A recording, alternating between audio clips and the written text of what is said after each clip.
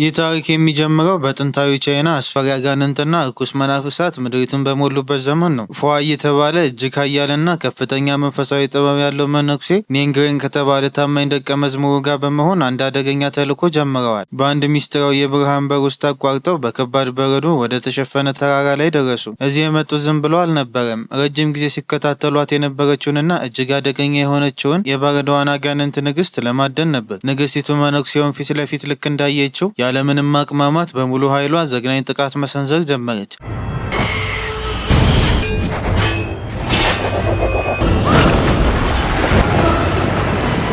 ጦርነቱ እጅግ አስፈሪ ከመሆኑ የተነሳ ከስራቸው ያለው ግዙፍ የበረዶ ተራራ በከፍተኛ ድምፅ መሰነጣጠቅና መፈረካከስ ጀመረ። ነገር ግን ይህ ኃያል መነኩሴ በቀላሉ የሚበገር አልነበረም። ባልጠበቁት ሁኔታ ወዲያውኑ ልዩ የሆነ አስማታዊ ኃይሉን በመጠቀም የንግስቲቱን ጉልበት ሙሉ በሙሉ በመምጠጥ ወደ አንድ ልዩ የአጋንንት ማጥመጃ ውስጥ አስገብቶ ለዘላለም አሰራት።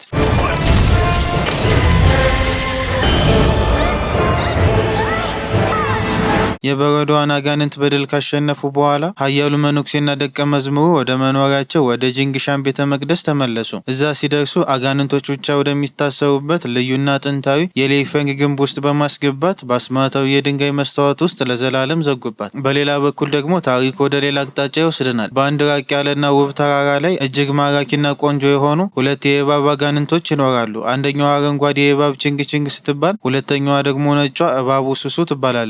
አንድ ቀን እነዚህ እባቦች በተራራው ላይ እየተዝናኑ ሳለ አንድ ያልጠበቁት ነገር ተመለከቱ። ሹሺያን የተባለ እጅግ መልካም ወጣት ከጓደኞቹ ጋር በመሆን ለመድኃኒት የሚያገለግሉ ቅጠሎችንና አበቦችን እየሰበሰበ ነበር። አረንጓዴዋ እባብ ችንግ ወንዶችን ብዙም አይታ ስለማታውቅ ልታሾፍበትና ልትጫወትበት በማሰብ ድንገት አስደንግጣ አፋፍ ላይ የነበረውን ሹሺያንን ወደ ጥልቁ ወንዝ ውስጥ አስገባቸው። ወጣቱ መዋኘት ስለማይችል በውሃ ውስጥ መስመጥና መታፈን ጀመረ። ነገር ግን ይህንን ስታይ የነጯ እባብ ሱሱ ልብ በሐዘን ተሰበረ። ወዲያውኑ ወደ ውብ የሰው ልጅነት ተቀይራ ወጣቱን ለማዳን ወደ ጥልቁ ወንዝ ዘለለች። በዚህ ቅጽበት ነው እንግዲህ ያልታሰበው ነገር የሚፈጠረው። ልክ በውሃ ውስጥ ሆና የሹሺያንን መልካም ፊት ስታየው በቅጽበት እብድ የሚያስብል የፍቅር ጦር ወጋት። ወጣቱ ውሃ ውጦ ህይወቱ ሊያልፍ ሲል ሱሱ ከንፈሩን ስማ ከራሷ ህይወት አስማታዊ ኃይል ወደ እሱ በማስተላለፍ ከሞት አተረፈችው። ሹሺያን ከሞት አፋፍ ነቅቶ አይኑን ሲከፍት መጀመሪያ ያደረገው ነገር ቢኖር በውሃ ውስጥ ከንፈሩን የሳመችውን ያችን ሚስጥራዊና ውብ ሴት መፈለግ ነበር። ጓደኞቹ ግን ውሃ ውስጥ የሳምንህ እኛንን እያሉ በሳቅ አሾፉበት። ሹሺያን ግን ያቺው ውብ ሴት እውን እንደነበረች በልቡ እርግጠኛ ነበር። በዚህ ጊዜ ኃያሉ መነኩሴ ፉሃይና ደቀ መዝሙሩ ኔንግሬን አንድ አደገኛ መንደር ውስጥ ደርሰዋል። እዛ ደግሞ ሙሉ በሙሉ የተመጠጠ አንድ ዘግናኝ አስክሬን አገኙ። ይሄ የሌሊት ወፍ አጋንንት ስራ መሆኑን ወዲያውኑ ተረዱ። ዛሬ ማታ ደግሞ ትልቁ የፋኖስ ክብረ በዓል የሚካሄድበት ቀን ስለሆነ ይህ ደም ጠጭ አጋንንት በህዝቡ ላይ እልቂት እንዳያደርስ ለማደን ቆርጠው ተነሱ። በአጋጣሚ መድኃኒት ለመሸጥ ወደ በዓሉ እየተጓዘ በነበረው በሹሺያን ጀልባ ላይ ተሳፈሩ። Good.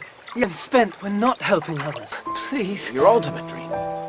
በሌላ በኩል የነጩ እባብ የሱሱ ሁኔታ እጅግ አሳሳቢ ሆኗል። ሱሱ በሹሺያን ፍቅር ክፉኛ ታማለች። የቅርብ ጓደኞቿ የሆኑትን ኤሊዩና ይጧ መጥተው አንድ ከባድ ሚስጥር ነገሯት። ለ1000 ዓመት በከፍተኛ ጥንቃቄ ያጠራቀምሽውን መንፈሳዊ ኃይልሽን ለእሱ አሳልፈሽ ስለሰጠሽው አሁን ያንቺና የሱ ልብ ለዘላለም በማይታይ አስማታዊ ገመድ ተቆራኝቷል አሏት። ይህንን ስትሰማ ሱሱ ሹሺያንን ዳግመኛ ለማየት እጅግ ጓጉታ ጓደኛዋን አረንጓዴዋን እባብ ችንግን አስከትላ ቀጥታ ወደ ፋኖሱ በዓል አቀናች። በዓሉ ቦታ ላይ እንደደረሱ መነኩሴውና ደቀ መዝሙሩ ኔንግሬን የሌሊት ወፉን አጋንንት ፈልገው ለማጥፋት በሁለት አቅጣጫ ተለያዩ። ነገር ግን ድንገት የኔንግሬን አስማታዊ ኮምፓስ መንቀጥቀጥ ጀመረ። በአካባቢው ሌላ አደገኛ አጋንንት መኖሩን አመለከተ። የኔንግሬን አስማታዊ ኮምፓስ ያሳየው አጋንንት ሌላ ማንም ሳትሆን ያቺ አረንጓዴ እባብ ችንግ ነበረች። ነገር ግን ኔንግሬን ገና ወጣትና ልምድ የሌለው ደቀ መዝሙር ስለነበር የሰው ልጅ ከአጋንንት ለይቶ ማወቅ አልቻለም። ስለዚህም አጋንንት መሆኗን ጨርሶ ሳያውቅ ከእሷ ጋር ማውራትና የጠበቀ ወዳጅነት መመስረት ጀመረ። በሌላ በኩል ችንግ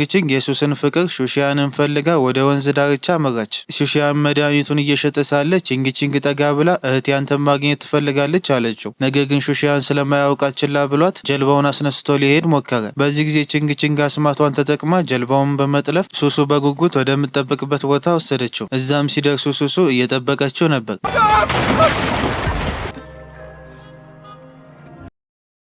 ነገር ግን ሹሺያን አሁንም ማንነቷን ስላላወቀ ጥሏት ሊሄድ ተነሳ። ሱሱም አብሯት እንዲቆይ በማሰብ መውጫ መንገዱን በአስማት አፈረሰችው።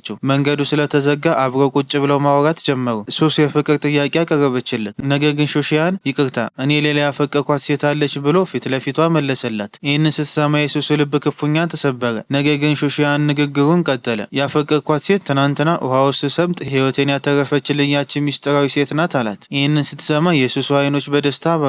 ማንንም ሳይሆን ያፈቀረው እሷን ነበር። ወዲያውን ወደ ውሃ ውስጥ ዘላ ገብታ ልክ ትናንትና እንዳደረገችው ከንፈሩን ሳመችው። በዚህ ቅጽበት የሹሺያን ትዝታ ብልጭ አለ። ያቺ ህይወቱን ያተረፈችውና ክፉኛ ያፈቀራት ሴት ፊት ለፊቱ ያለችው ሱሱ መሆኗን ተረዳ። ሁለቱ በጥልቅ የፍቅር ዓለም ውስጥ ተዋህዱ። ይህ በእንዲህ እንዳለ አረንጓዴ የእባቧ ችንግችንግ ያንን አጋንንት አዳኝ የሆነውን ኔንግሬንን ዳግመኛ አገኘችው። ኔንግሬን ያንን ደም ጠጭ የሌሊት ወፍ አጋንንት ለማግኘት ክፉኛ እየተቸገረ ነበር። በዚህ ጊዜ ችንግችንግ የተደበቀውን ነገር የማየት ልዩ የአጋንንት ኃይሏን በመጠቀም አጋንንቱ የት እንዳለ ጠቆመችው። አጋንንቱ በአንድ ጀልባ ውስጥ ሆኖ የአንዲትን ወጣት ልጃገረድ ደም እየመጠጠ ነበር። ኔንግሬን ይህንን እንዳወቀ ያለምንም ፍርሃት ጀልባው ውስጥ ገባ። ነገር ግን ጀልባ ውስጥ የነበሩት አገልጋዮች በሙሉ በአንድ ቅጽበት ወደ ዘግናኛ የሌሊት ወፍ አጋንንቶች ተቀየሩ። ጦርነቱ ተጀመረ።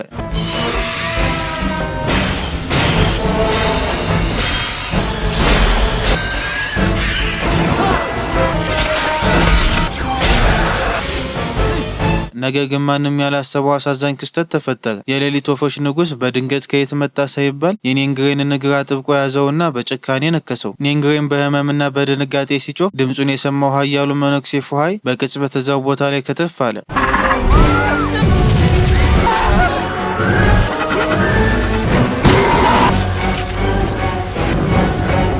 መነኩሴው ኔንግሬንን ካዳነ በኋላ የሌሊት ወፎችን ንጉስ ጅራት አጥብቆ ያዘው። አጋንንቱ መነኩሴውን እንደያዘው አየር ላይ በመብረር ወደ አንድ ገደላማ ተራራ አሽቀንጥሮ ወሰደው። አጋንንቱ እጅግ ጨካኝና አደገኛ ስለነበር መነኩሴው ሌላ አማራጭ ስላጣ ልዩ የሆነውን የመንፈስ ጩቤ አውጥቶ የሌሊት ወፎችን ንጉስ ገደለው። በማግስቱ መነኩሴው ክፉኛ የተነከሰውንና ራሱን የሳተውን ደቀ መዝሙሩን ኔንግሬንን ይዞ ወደ ቤተ መቅደሱ ተመለሰ። እዛም ለሌሎቹ ደቀ መዛሙርት ልብ የሚሰብር ዜና ነገራቸው። የሌሊት ወፎች ንጉስ ገዳይ መርዝ በሰውነቱ ውስጥ ሙሉ በሙሉ ስለተሰራጨ ኔንግሬን በህይወት የመትረፍ እድሉ እጅግ በጣም ጠባብ ነው በማለት አረዳቸው። በሌላ በኩል ደግሞ ታሪካችን ወደ ሹሺያን አነስተኛ ጎጆ ቤት ይወስደናል። ሹሺያን ሱሱን ወደ ቤቱ አስገብቶ በአንድ ጣሪያ ስር መኖር ጀምረዋል። በመካከላቸው ያለው ፍቅር እጅግ ጥልቅና ማራኪ ነው። ምንም እንኳን ክፉኛ ቢዋደዱም ሹሺያን ግን ስነ ስርዓቱን ጠብቆ ህጋዊ ጋብቻ ለመፈጸም ስለፈለገ ሱስን ከወላጆቹ ጋር ሊያስተዋውቃት ወሰነ። በዚያው ዕለት ከሰዓት በኋላ በቤተ መቅደሱ ውስጥ ማንም ያላሰበው ጉድ ተፈጠረ። ትናንሾቹ ደቀ መዛሙርት ኔንግሬንን መድኃኒት ሊያጠጡ ተቀሰቀሱት።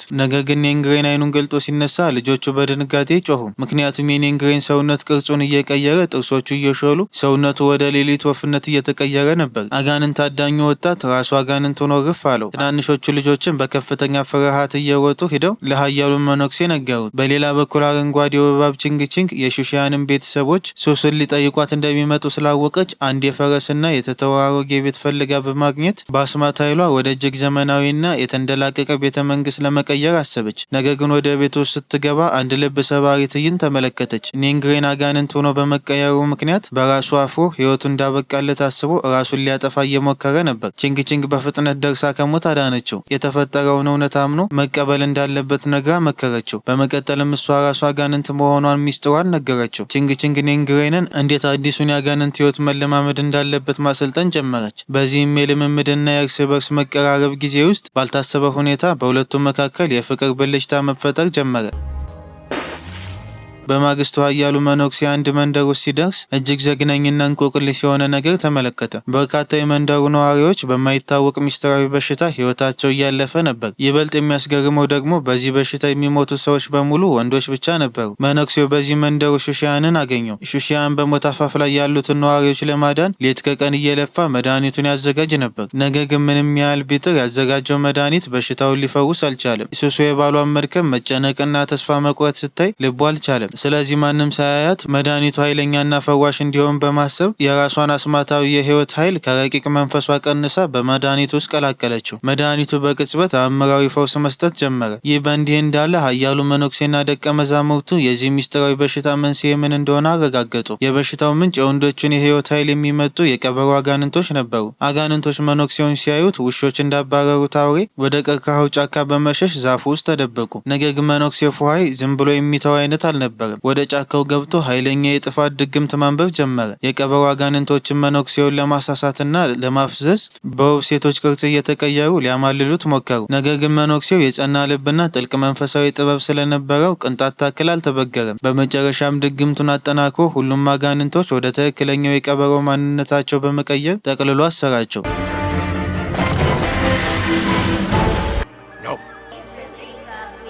የቀበሮ አጋንንቶች ካሰረ በኋላ መነኩሴው ወደ መንደሩ ሲመለስ ሹሺያን ያንን ፈዋሽ መድኃኒት ለህዝቡ ሲያድል አየ። ነገር ግን መነኩሴው መድኃኒቱን ልክ እንዳየው አንድ አደገኛ ነገር አስተዋለ። መድኃኒቱ ውስጥ ከፍተኛ የሆነ የአጋንንት አስማታዊ ኃይል ይርመሰመስ ነበር። ወዲያውኑ ሹሺያን ይህንን መድኃኒት ማን ሰራው ብሎ አፋጠጠው። ሹሺያንም ምንም ሳያውቅ በኩራት እኔና ባለቤቴንን የሰራ ነው ብሎ መለሰለት። መነኩሴው ይህንን ሲሰማ ጭንቅላት ውስጥ የሆነ ነገር ተረዳ። የሹሺያን ሚስት ተራ የሰው ልጅ ሳትሆን አደገኛ አጋንንት መሆኗን በቅጽበት ተረዳ። ሹሺያን አደጋ ላይ መሆኑን ስላሰበ በማንኛውም ሰዓት ከአጋንንት ጥቃት ራሱን እንዲከላከልበት አንድ አስማታዊ የመንፈስ ጩቤ ሰጡት። ከዚያም መነኩሴው ዞር ሲል ማንም ያላሰበው ነገር ተፈጠረ። በአጋጣሚው ኃያሉ መነኩሴና ነጩ እባብ ሱሱ አይን ላይን ተገጣጠሙ። ሱሱን በጠባብ መንገድ ውስጥ ተከታትሎ በማስገባት አፋጠጣት። በሁለቱ መካከል አጭር ግን እጅግ ኃይለኛ የሆነ ፍልሚያ ተካሄደ።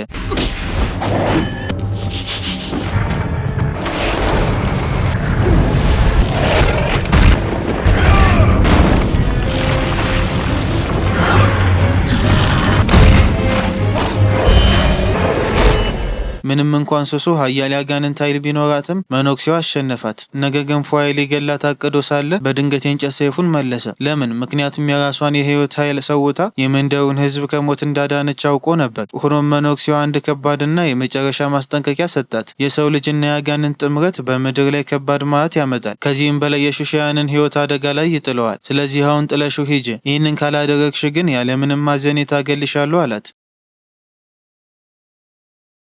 በዚያው ምሽት ማንም ያላሰበው አሳዛኝ ክስተት ተፈጠረ። ሹሺያን ወደ ቤት ሲመለስ የመንደሩ ሰዎች በስጦታ መልክ የሰጡትን ልዩ የሆነ ወይን ይዞላት መጣ። ሱሱ ባሏን ላለማስከፋት ስትል ወይኑን ተቀብላ ጠጣች። ነገር ግን ወይኑ የተሰራው አጋንንት ሊያጋልጥ ከሚችል ልዩ ንጥረ ነገር ነበር። ወይኑን እንደጠጣችው ሰውነቷን ክፉኛ አቃጠላት። እግሮቿ ቀስ በቀስ ወደ እባብ ጭራነት መቀየር ጀመሩ። በድንጋጤ በሯን ቆልፋ ክፍል ውስጥ ተደበቀች። ልክ በዚህ ሰዓት ኃያሉ መነኩሴና ደቀ መዛሙርቱ ቤቱን ከበው አጋንንት ማሰሪያ ድግምታቸውን ጀመሩ። ሱሱ ሌላ አማራጭ ስታጣ ሙሉ በሙሉ ወደ እጅግ ግዙፍ ነጭ እባብነት ተቀይራ ቤቱን ሰባብራ በመውጣት መነኩሴውን ማጥቃት ጀመረች። በዚህ መሃል ሹሺያን ይህንን ዘግናኝና ግዙፍ እባብ ቤቱ ላይ ሲያየው በከፍተኛ ፍርሃት ተዋጠ። እባቡ ሚስቱ ሱሱ መሆኗን ጨርሶ አላወቀም ነበር። ስለዚህ ራሱን ለመከላከል ሲል ቅድም መነኩሴው የሰጠውን ያንን አስማታዊ የመንፈስ ጩቤ አውጥቶ ግዙፏን እባብ ክፉኛ ወጋት። በጩቤው ስትወጋ ከቁስሉ ይልቅ የልብ ስብራቱ ከበዳት። ሱሱ በከፍተኛ ሐዘንና ህመም እያለቀሰች ሸሽታ አመለጠች። ሹሺያን ደንዝዞ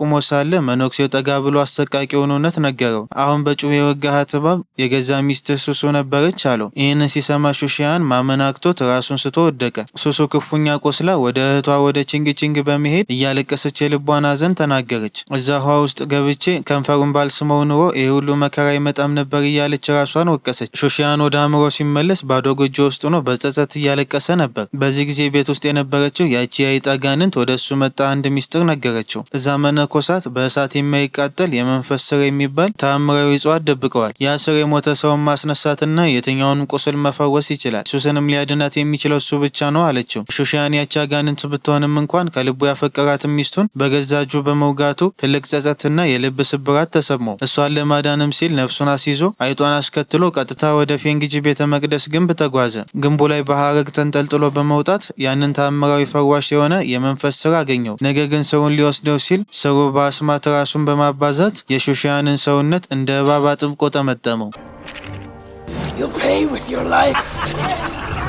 ሹሺያን ትንፋሹ ሊቋረጥ ሲል ድንገት የአይጧ ንግግር ትዝ አለው። የመንፈስ ስር በእሳት አይቃጠልም ብለው ነበር። ስለዚህ ያለምንም ማቅማማት እሳት ለኮሰበት። የውሸት ስሮች በሙሉ ነደው አመድ ሲሆኑ አንደኛውና ትክክለኛው የመንፈስ ስር ግን ሳይቃጠል ቀረ። ሹሺያንን በፍጥነት ስሩን ነጠቀው። ነገር ግን ይህንን ስር ከቦታው ሲያነሳው ማንም ያላሰበው አሰቃቂ ጥፋት ተፈጠረ። የቤተ መቅደሱ ብርሃን ድርግም ብሎ ጠፋ። ለካሲያ መንፈሳዊ ስር ዝም ብሎ እጽዋት ሳይሆን በግንብ ውስጥ የታሰሩትን በሺዎች የሚቆጠሩ አደገኛ አጋንንቶች እንዳይወጡ አፍኖ የያዘ ማህተም ዓለም ነበር። ማህተሙ ሲነሳ አጋንንቶች በሙሉ ከስር ተፈቱ። ኃያሉ መነኩሴ ፉሃይ ይህንን ሲገነዘብ ደቀ መዛሙርቱን አስከትሎ በፍጥነት ወደ ግንቡ ሄደ። ሹሽያን አይጧን ይህንን ስር በፍጥነት ወስደሽ ለሱሱ ስጫት፣ እኔ መነኮሳትን አዘናጋቸዋለሁ ብሎ ላካት። አይጧ ሩጣ ካመለጠች በኋላ ግን እነዛ ከስር የተፈቱ ትርኩስና ጨካኝ አጋንንቶች የሹሽያንን ሰውነት ወረሩት። ሙሉ በሙሉ በውስጡ ገብተው ተቆጣጠሩት። መነኩሴ ፉሃይ ሌላ አማራጭ ስላጣ በአጋንንት የተወረረውን ሹሻይን በኃይል አስረው እንዲያመጡ ትእዛዝ ሰጠ። በዚህ መሃል አይጧ የኢየሱስን መደበቂያ ዋሻ ደርሳ ያንን ፈዋሽ የመንፈስ ስር ሰጠቻት። በመቀጠልም ሹሻያን ይህንን መድኃኒት ላንቺ ሲል አምጥቶ አሁን ግን በመነኮሳት ተይዟል ብላ አሳዛኝ ዜና ነገረቻት። በማግስቱ ኃያሉ መነኩሴ ፉሃይ ታላቅ የቤተ መቅደስ አባቶችን ሰብስቦ በሹሻያን ሰውነት ውስጥ የገቡትን ርኩስ አጋንንቶች ለማስወጣት እጅግ ከባድ የሆነ መንፈሳዊ ጸሎትና ስነ ስርዓት ጀመሩ። ይህ ጸሎት በሌሎች አጋንንቶች እንዳይረበሽም ደቀ መዛሙርቱ ቤተ መቅደሱን በሙሉ በጥበቃ እንዲጠብቁ ታዘዘ። በቤተ መቅደሱ ውስጥ ጸሎት እየተካሄደ ሳለ ኃያሉ መነኩሴ ፉሃይ ወደ ባህር ዳርቻ ሲወጣ ሱሱና ቺንግ ባሏን ለማስለቀቅ በንዴት መጥተው ነበር። መነኩሴውን በውስጡ የአጋንንት ማስወጣት ስነ ስርዓቱ እየተካሄደ ነው፣ አሁን ጸሎቱን ካቋረጥን የሹሽያን ህይወት ያልፋል፣ ስለዚህ ባካችሁን አትረብሹ ብሎ በጥብቅ አስጠነቀቃቸው። ነገር ግን ሱሱ በመነኩሴው ላይ ምንም አይነት እምነት አልነበራትም። ባሌ ልገልብኝ ነው በማለት ከእህቷ ጋር በመሆን መነኩሴው ላይ ጦርነት ከፈተች።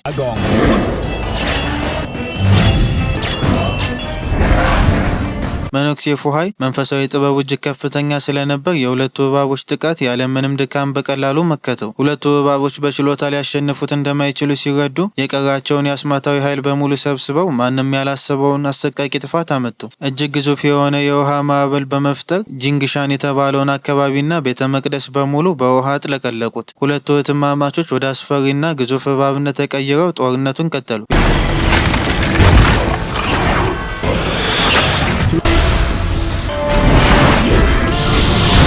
ቤተ መቅደሱ በውሃ እየተዋጠ ሳለ ሱሱ የቤተ መቅደሱን በር ለማፍረስ በግንባሯ ደጋግማ ብትላተምም በሩ በአስማት ስለታሸገ ሊሰበር አልቻለም። ልክ በዚህ የጭንቀት ሰዓት ያቺ የአይጥ አጋንንት በሺዎች የሚቆጠሩ የአይጥ ሰራዊት ይዛ በመምጣት መነኮሳትን አጠቃች። መነኮሳት ትኩረታቸው ሲከፋፈልና ሲደነጋገጡ ያ ሲያደርጉት የነበረው የፈውስ ጸሎት ተቋረጠ። ሱሱ ይህንን አጋጣሚ ተጠቅማ ሹሽያንን ይዛ ወደ ደህና ቦታ መለጠች። ነገር ግን ሹሽያን ሲነቃ ሱሱ በድንጋጤ ፈዘዘች። ምክንያቱም ሹሽያን አሁን ከርኩስ መናፍስት ስራት አልተላቀቀም ነበር። ወዲያውኑም ኃያሉ መነኩሴ መጥቶ ትንሽ ታግሰሽ ጸሎቱ እንዲጨርሱ ብትፈቅጅ ኖሮ ባልሽ ይድን ነበር፣ አሁን ግን ሁሉንም ነገር አበላሸሹ ብሎ ወቀሳት። ሱሱ በሰራችው ጥፋት ከማዘን ይልቅ ንዴቷ የበልጥ ገንፍሎ ወጣ። በጭፍን ጥላቻ ተሞልታ ዳግመኛ መነኩሴው ላይ ዝምተኛ ጥቃት ሰነዘረችበት። ጦርነቱም ከምንጊዜውም በላይ ወደ ከፋና ወደሚያስፈራ ደረጃ ተሸጋገረ።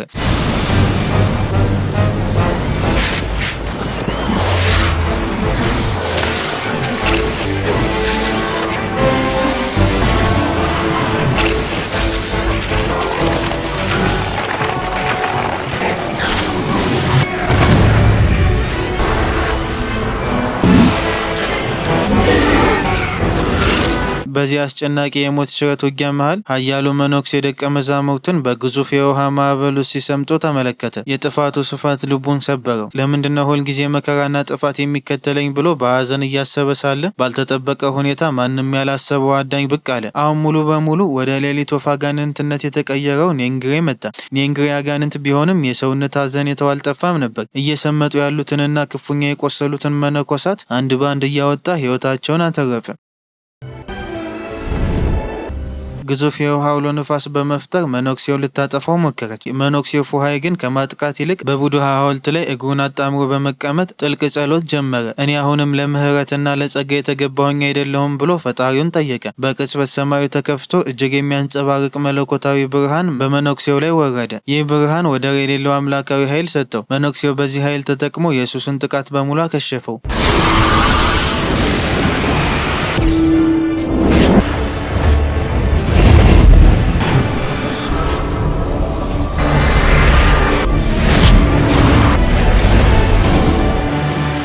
በመጨረሻም ሱሱን ወደዚያ ጥንታዊ የሌይፈንግ ግንብ ውስጥ አስገብቶ ለዘላለም ዘጋት።